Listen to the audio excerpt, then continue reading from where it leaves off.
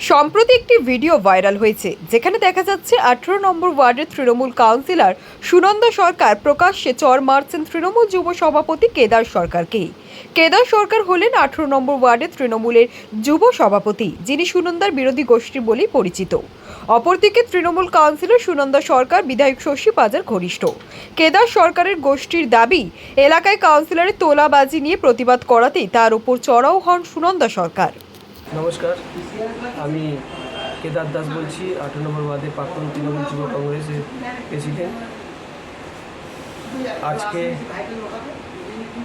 12:30 থেকে 1টার মধ্যে 18 নম্বর ওয়ার্ডে কাউন্সিলর এবং তার সুনন্দা সরকার এবং তার হাজব্যান্ড বাবু সরকারের নেতৃত্বে আমার উপর চড়াও হয় এবং আমাকে ফেলে মারধর করে।